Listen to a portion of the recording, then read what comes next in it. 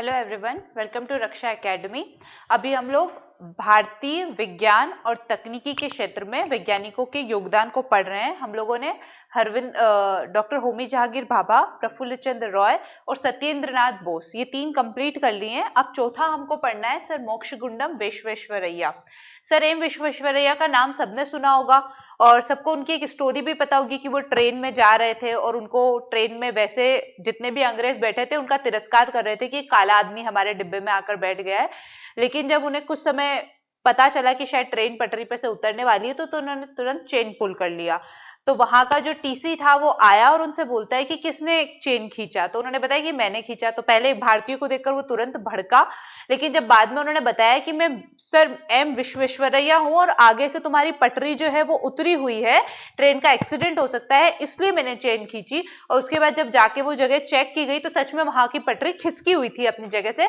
तो सिर्फ ट्रेन के चलने पे उसके पहिए की और पटरी के बीच का जो घर्षण था उसकी आवाज से सुन के उन्होंने पता लगा दिया था कि आगे कुछ प्रॉब्लम होने वाली है। तब वहां के जितने भी लोग थे कि अच्छा आप विश्वेश्वरैया जी, और फिर उनका सम्मान किया था। तो ये स्टोरी तो हम लोग स्कूल टाइम से विश्वेश्वरैया जी के बारे में सुनते आ रहे हैं। अब अगर मैं इन जनरल आपसे पूछूं कि आपको पता है कि भारत में बेसिकली विश्वेश्वरैया जी को किस नाम से किस काम के लिए जाना जाता है, तो पता है क्या?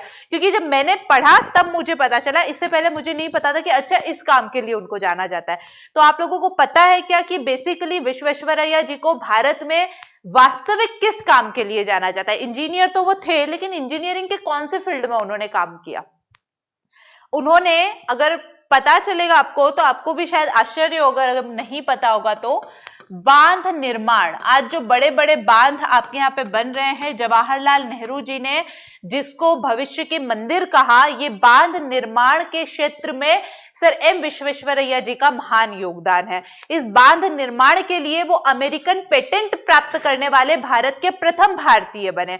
आज जो आपकी स्टील की प्लेटें लगी होती है जिसके द्वारा बाढ़ के पानी को बांध के माध्यम से रोका जाता है, वो स्टील की प्लेट लगाकर बहाव को रोका जाता है, फिर उनको खोल के बांध में से पानी बहने के लिए छोड़ दिया जाता है। वो प्लेट की जो तकनीक थी, प्लेट कैसे बनाई जाएगी, कैसे लगाई जाएगी, क्या काम करेगी, क्या क्या उसके पीछे भौतिकी के सिद्धांत है, वो सब कुछ करने वाले सर एम विश्वेश्वरैया जी थे। और उसी स्टील की प्लेट के लिए उनको पहला अमेरिकन पेटेंट प्राप्त हुआ था। तो मेनली इसके लिए उन्हें याद किया जाता है। सर कृष्ण राजा सागर बांध जो है कर्नाटका का, वो उन्होंने बनाया। जो राजेंद्र सेतु है पटना का गंगा नदी पर, उसके निर्माण में उनका योगदान है। उड़ीसा में बहुत सारी नदियां हैं जो बाढ़ के कारण हर वर्ष वहां पे तबाही लेकर आती थी, उसके लिए उन्होंने नदियों के बहाव को किस तरह से रोका जाए, किधर से किधर डाइवर्जन किया जाए, वो योजनाएं उन्होंने तैयार की। और उड़ीसा के बाद मूसा नदी जो थी कर्नाटका में बहती थी, वो भी वहां पे बहुत बड़े बाढ़ का और भयावहता का कारण बनती थी। तो मूसा और ईसा नदियों के पानी को भी उन्होंने बहुत ज्यादा प्रबंधित किया। सिंधु नदी के ऊपर एक प्लान बनाया उन्होंने जिससे आसपास के कस्बों को सिंचाई और नदी के लिए पानी की व्यवस्था हुई, सिंचाई के लिए और पेयजल के लिए। तो इस तरह से बांध निर्माण, पेयजल प्रबंधन, इस क्षेत्र में उनका विशिष्ट योगदान है। अगर अब मैं आपसे पूछूं कि आप किस चीज पे फोकस करके लिखेंगे अपना आंसर, तो बांध निर्माण और जल के समुचित दोहन पर। आधुनिक इंजीनियर है जिन्होंने बांध निर्माण में क्या क्या किया, अमेरिकन पेटेंट पहला प्राप्त किया, और जल के समुचित दोहन के लिए उन्हें इतने प्लान बनाए कि एट द एंड खुद ब्रिटिश गवर्नमेंट ने उनको अपना चीफ इंजीनियर नियुक्त किया। उसके बाद वो मैसूर के जो राजा थे उनके यहाँ पे राजनयिक सलाहकार भी बने। इतना भी नहीं किया कि बस रुक गए इतना सब करके। लास्ट में जब उन्हें समझ में आया, पूरी चीजें देख रहे थे कि उद्योगों के बिना देश का विकास नहीं हो सकता, तो उन्होंने कर्नाटक, बेसिकली कर्नाटक क्षेत्र के थे वो, इसलिए उनको कर्नाटक का भागीरथ कहा जाता है। अगर आपसे पूछा जाए तो याद रखना, सर एम विश्वेश्वरैया जी को कर्नाटक का भागीरथ कहा जाता है, क्योंकि कृष्ण राजा सागर जलाशय जब उन्होंने बनाया तो पूरे के पूरे कर्नाटक के भविष्य को ही बदल दिया। जो नदी पहले बाढ़ के सूखे का कारण बनती थी, क्योंकि सारा बाढ़ में पानी प्रवाहित हो जाता था और जब जरूरत पड़ती थी तब वहां पानी नहीं रहता था, वही नदी वहां पे पूरा एकदम धान हरा भरा हो गया, वहां पे उनके विकास को एक नई गति मिल गई। इस तरह से उन्होंने उद्योगों की वहां पर बहुत सारी नींव लिखी। आपको नाम सुना होगा आपने हाल का, हिंदुस्तान एरोनॉटिकल एरोनॉटिक्स लिमिटेड, जो आपके यहाँ पे एरोप्लेन वगैरह बनाने के काम में और थोड़ा एरोस्पेस के काम में काम करता है। हाल हिंदुस्तान एरोनॉटिक्स लिमिटेड बेंगलुरु में है ये, इसकी स्थापना करने में उनका योगदान है। और मुंबई की एक ऑटोमोबाइल कंपनी है, उसकी स्थापना में भी सर एम विश्वेश्वरैया जी का बहुत बड़ा योगदान है। इसके अलावा छोटे छोटे उद्योग तो उन्होंने बहुत सारे खोले और खुलवाए। तो इस तरह से उन्होंने उद्योगों की नींव अपने यहाँ पे बहुत ज्यादा रखी और भारत को एक नए तरीके से आधुनिक बनाने के लिए जितना संभव प्रयास उनसे हो सकता था वो किया। तो शिक्षा तो उनसे वंचित रहनी नहीं थी, तो उन्होंने शिक्षा के क्षेत्र में बहुत सारे विद्यालय खुलवाए, महिलाओं की शिक्षा के लिए उन्होंने कार्य किया। और मैसूर विश्वविद्यालय जो खुला कर्नाटक में, वो इन्हीं के प्रयासों की देन थी।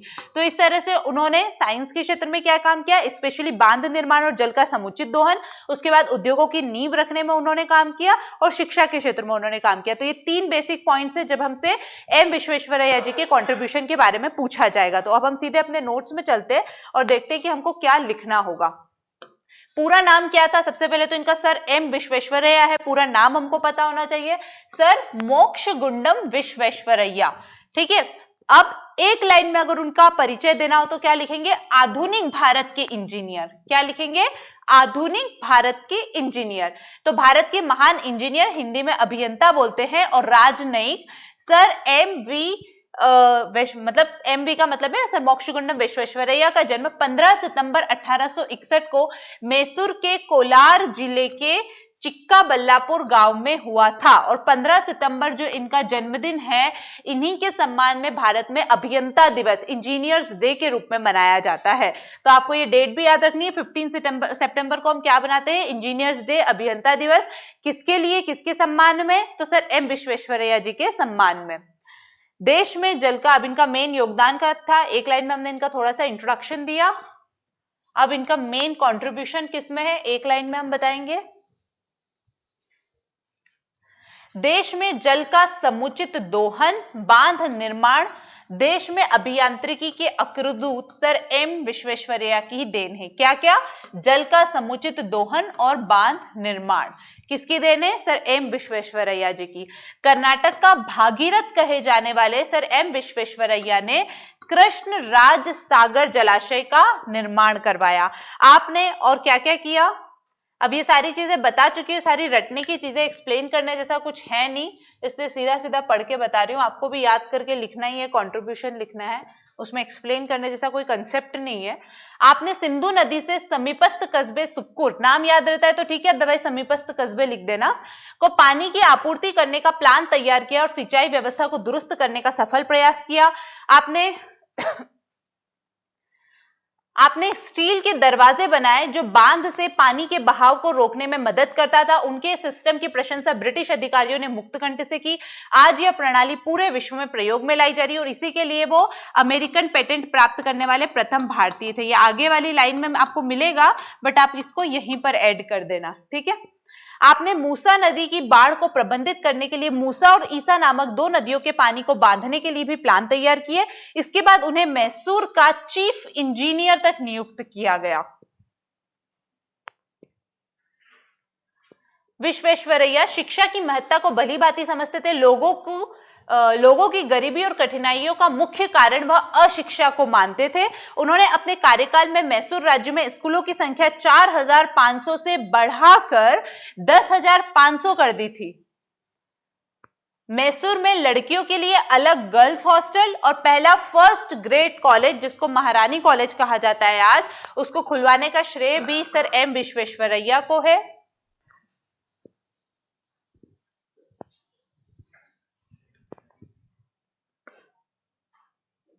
उनके अथक प्रयासों के चलते ही मैसूर विश्वविद्यालय की स्थापना, जो देश के सबसे पुराने विश्वविद्यालयों में से एक हुई। उन्होंने श्रेष्ठ छात्रों को अध्ययन करने के लिए विदेश जाने के लिए छात्रवृत्ति की व्यवस्था भी की। उन्होंने कई कृषि, इंजीनियरिंग और औद्योगिक कॉलेज भी खुलवाए।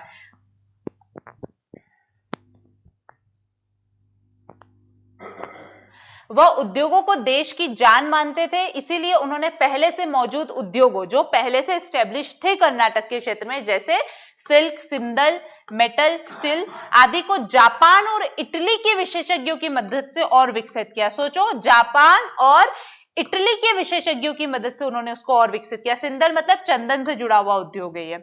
धन की जरूरतों को पूरा करने के लिए इन्होंने बैंक ऑफ मैसूर भी खुलवाया। मतलब आप अगर उद्योगों की महत्ता को जान रहे हो तो उनके लिए धन और वित्त की महत्ता भी आपको पता होगी। तो उन्होंने उद्योगों को और ज्यादा एस्टेब्लिश करने के लिए बैंक ऑफ मैसूर भी खुलवाया।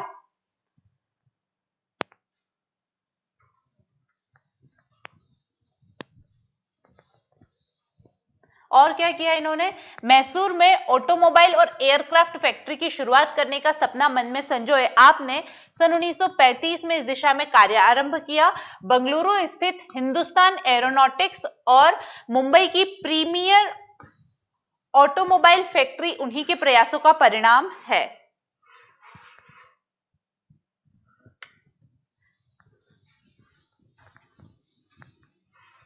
उड़ीसा की नदियों की बाढ़ की समस्या से निजात पाने के लिए उन्होंने एक रिपोर्ट पेश की।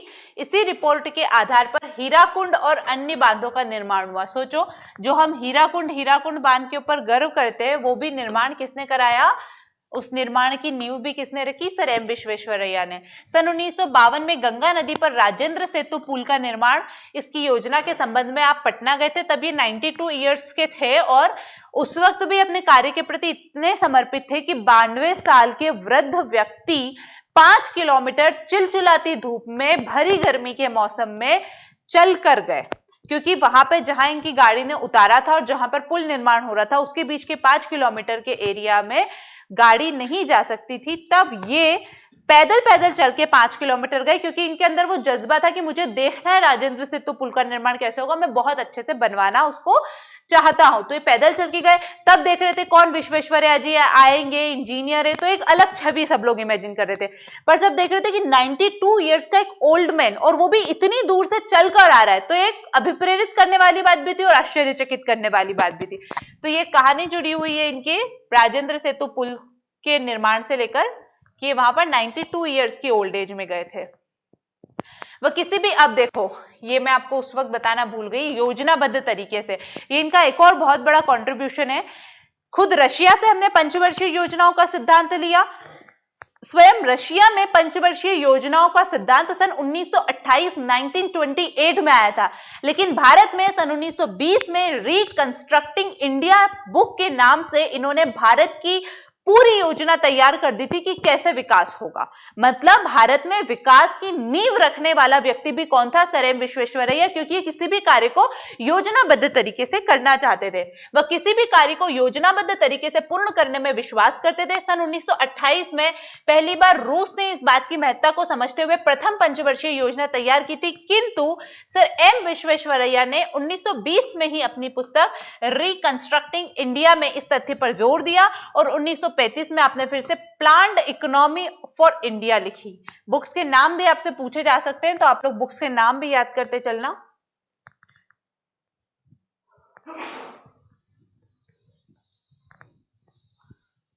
वर्ष 1955 में उनकी अभूतपूर्व जनहितकारी उपलब्धियों के लिए उन्हें देश के सर्वोच्च सम्मान भारत रत्न से नवाजा गया। उनके जन्म दिवस 15 सितंबर को अभियंता दिवस यानी इंजीनियर्स डे के रूप में मनाया जाता है।